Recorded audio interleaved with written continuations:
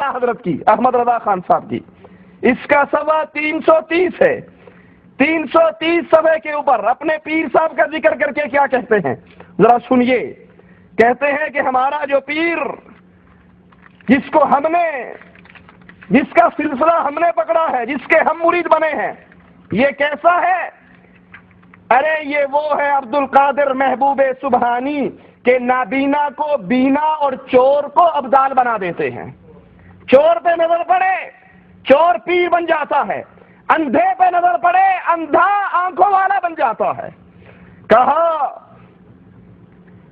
ان کا ایک مرید، اس کا قصہ بیان کرتے ہیں، کہا ایک مرید نے تنگ آ کر کہا اللہ صبح جو سب سے پہلے بندہ ملے گا میں نے اس کے ہاتھ پہ بیعت ہو جانا، اس کو پیر پکڑ لینا۔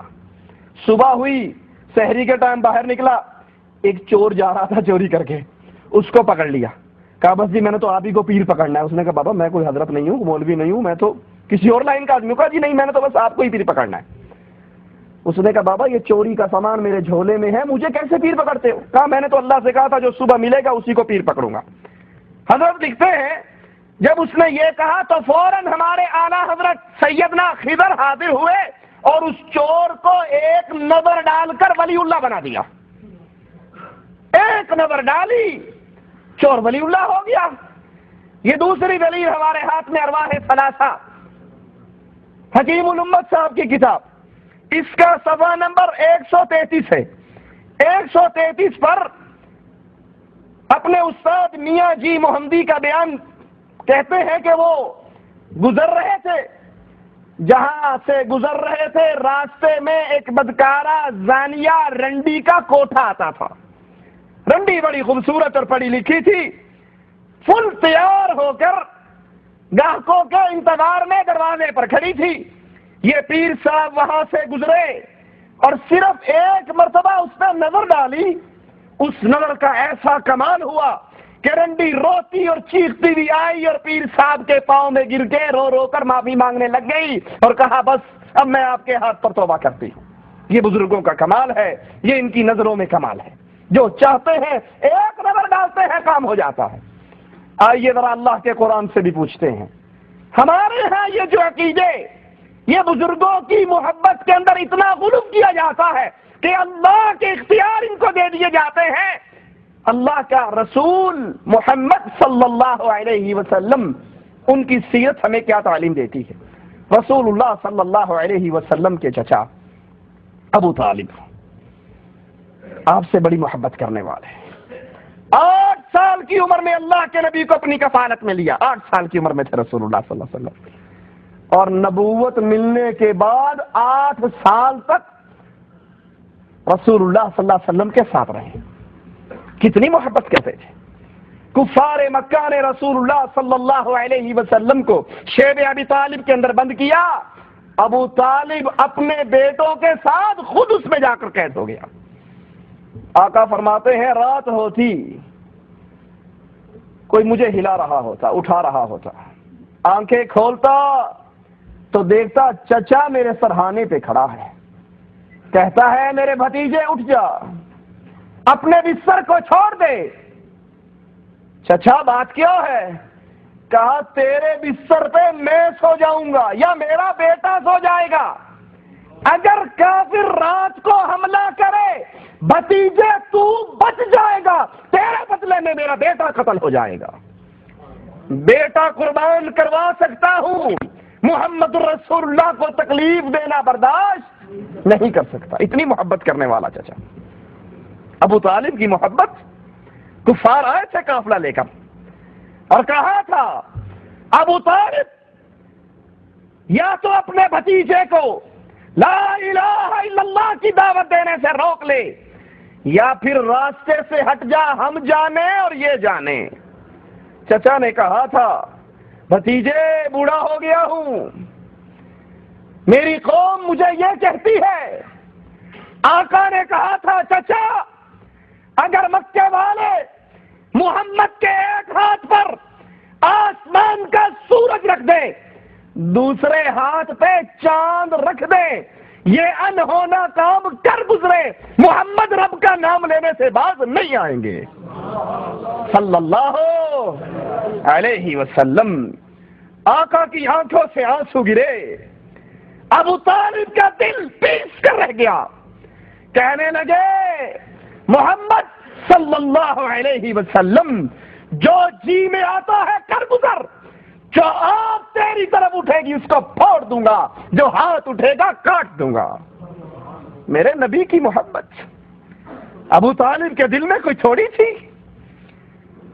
وفات کا وقت آتا ہے اسی بوڑھے چچا کا، کہ آقا بھی کہا کرتے تھے جب تک میرا چچا زندہ رہا کفار مجھ پہ وہ ظلم نہیں کر سکے جو انہوں نے بعد میں کیے۔ وفات کا وقت آیا، نبی فرماتے ہیں میں اپنے چچا کے سرہانے پر پہنچا،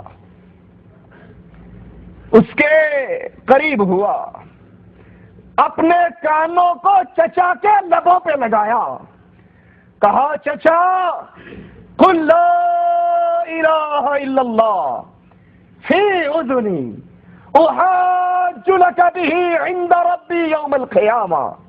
چچا ایک مرتبہ محمد کے کان کے اندر لا الہ الا اللہ تو کہہ دے، دن قیامت کا ہوگا، دربار رب کا لگے گا، مالک سے کہوں گا اللہ ابو بکر نے لا الہ الا اللہ پڑھا تو نے جنت عطا کر دی، عمر نے پڑھا جنت عطا کر دی، عثمان نے پڑھا جنت دے دی، علی طلحہ زبیر نے پڑھا، بلال نے پڑھا تو نے جنت دے دی۔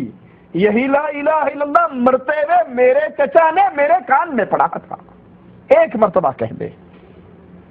یہ کہنے والوں ذرا اپنے رسول کی عزت کی طرف تو دیکھو کہ بابا اور پیر ایک نظر ڈال کے جو چاہتا ہے کر گزرتا ہے، اور مان سیرے کا دھنک کے شاہ نظر کے ساتھ چھوٹی سی چھڑی مار دیتا ہے، بے نظیر کو زیادہ مار دیتا ہے وہ وزیر اعظم بن جاتی ہے، نواز شریف کو مار دیتا ہے تو وہ بن جاتا ہے، وہ حکومتیں بھی بانٹتا ہے۔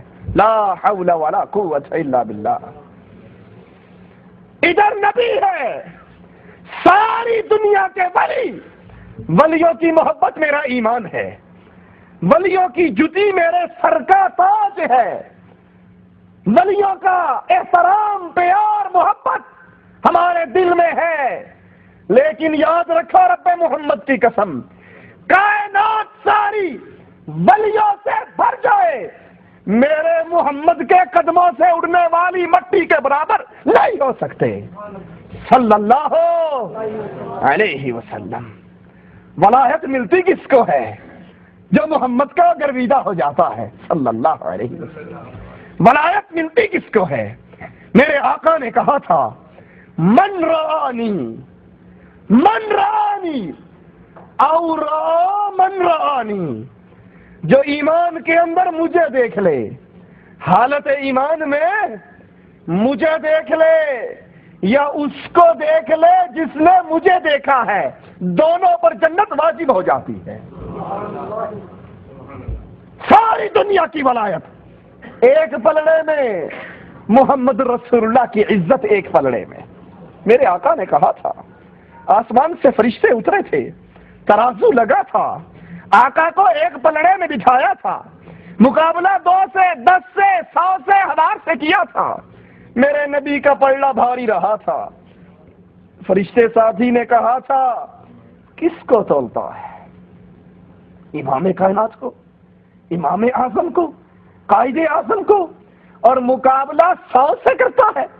اور سن، ایک پلڑے میں پوری کائنات کو ڈال دے، ایک پلڑے میں امام کائنات محمد رسول اللہ کو ڈال دے، محمد کا پلڑا کائنات کے اوپر بھاری رہے گا صلی اللہ علیہ وسلم۔ یہ کہنے والوں ہمارے پیر صاحب نے نظر ڈال کر رنڈی کو توبہ کروا دی، پیر صاحب نے نظر ڈال کر اندھے کو آنکھیں دے دی، چور کو بلی بنا دیا۔